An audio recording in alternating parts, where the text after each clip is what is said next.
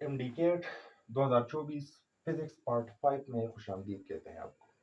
इससे पहले हमने 4 पार्ट्स डिस्कस किए हैं जो आप मेरे यूट्यूब चैनल पर देख सकते हैं। MCQs number 123 in an elastic collision the total kinetic energy is what. यहाँ पर बताया गया है कि जब इलास्टिक कोलिजन होती है, फॉर एग्जांपल दो मार्बल बॉल्स है, उसके दरमियान इलास्टिक कोलिजन होती है, तो बिफोर एंड आफ्टर कोलिजन क्या होता है?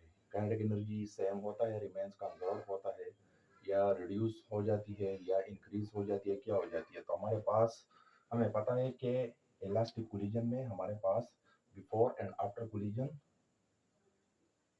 kinetic energy remains the same. So option D is correct. Other options are wrong. 124. The instantaneous velocity along the curved path is, for example, ये मेरे पास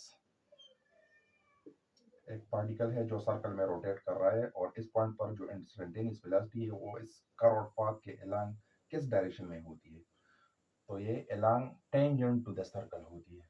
कहाँ पर होती है? Along tangent to the circle, yeah, along the tangent. So the correct option is option A. Other options are incorrect.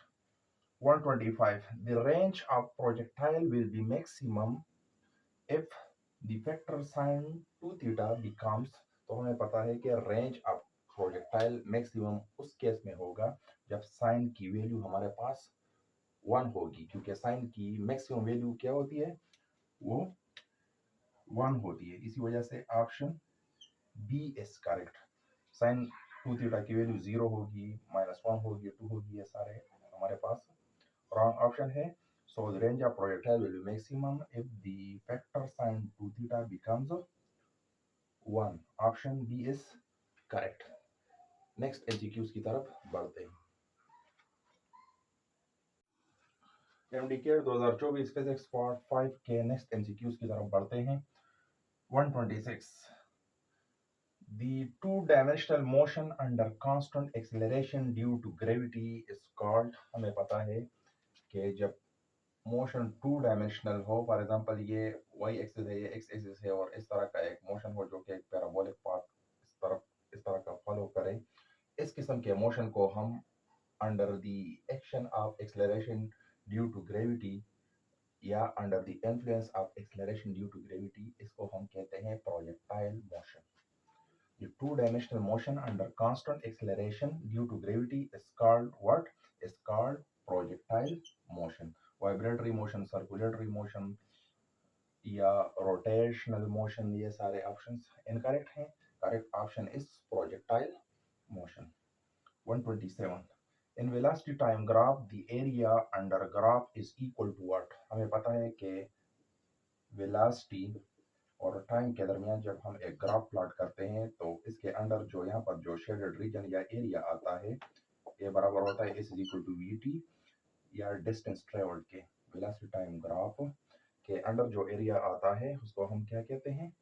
Distance covered by object. So option C is correct. Other options like speed of object, velocity of object, acceleration of object, these options are wrong. The correct option is distance covered by object. 150. हमने इससे पहले कुछ other MCQs भी discuss किए थे। यहाँ पर इस बुक में हमारे पास है 150 नंबर एमसीक्यूज जो हम यहाँ पर डिस्कस करने वाले हैं। Find the potential difference in moving 2 coulomb charge which require 600 joule of work between 2 points.